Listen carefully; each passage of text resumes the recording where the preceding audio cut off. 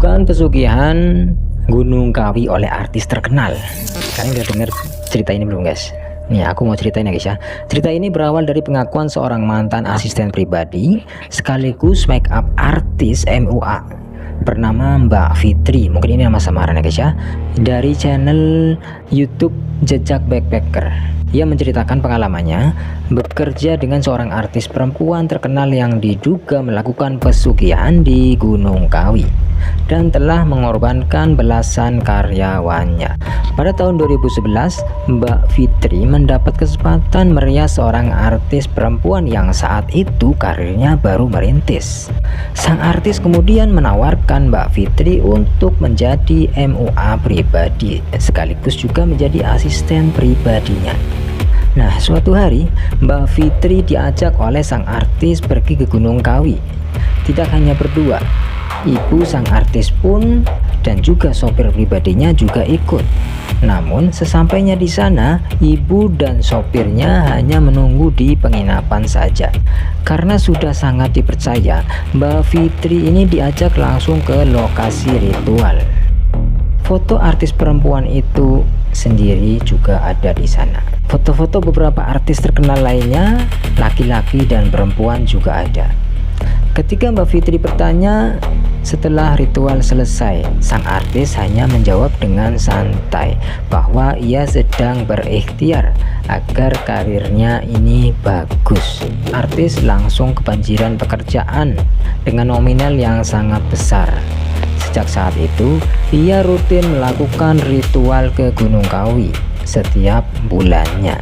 Setahun kemudian, artis ini menikah dengan seorang artis laki-laki kaya dan sangat terkenal yang fotonya itu sempat dilihat Mbak Fitri di tempat ritual tersebut guys. Mbak Fitri pernah melihat sang artis meniupkan asap dupa ke perutnya yang sedang hamil di ruang ritual pribadi di rumahnya. Tak lama artis itu keguguran guys. Kejadian yang sama terulang pada kehamilan yang kedua.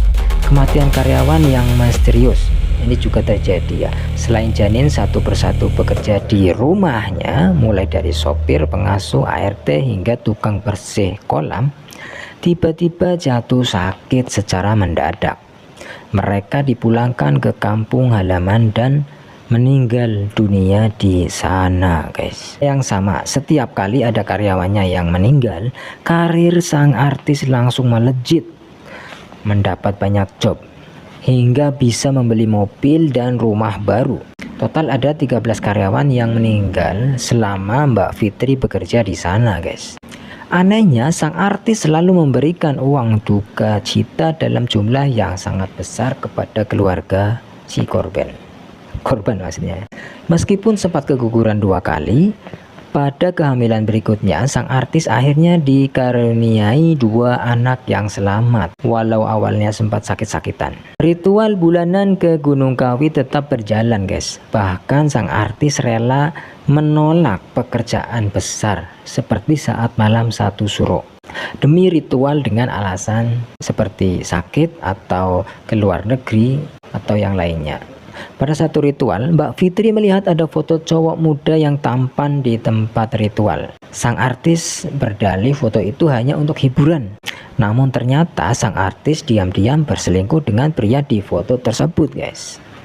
Karena hubungan rumah tangganya memang sedang retak, ia akhirnya bercerai dengan suaminya yang artis terkenal itu. Perceraian mereka sempat ditutup-tutupi dengan rapat dari media ya guys, karena mantan suaminya ini memiliki pengaruh besar. Kematian mendadak terus terjadi guys, termasuk seorang sopir yang tiba-tiba meninggal di balik kemudi setelah menjemput anak sang artis sekolah.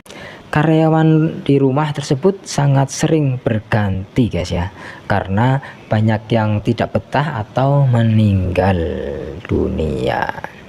Puncaknya saat Mbak Fitri sedang membersihkan ruang ritual pribadi di rumah sang artis. Ia menemukan fotonya sendiri di bawah meja ritual dalam kondisi retak dan terbelah 2. Karena ketakutan setelah mati akan dijadikan tumbal berikutnya. Malam itu juga Mbak Fitri langsung pamit pulang kampung dengan alasan ibunya sakit. Nah, sebagai catatan akhir, sampai saat ini Mbak Fitri sudah memutus total komunikasi dan tidak pernah lagi menemui artis tersebut.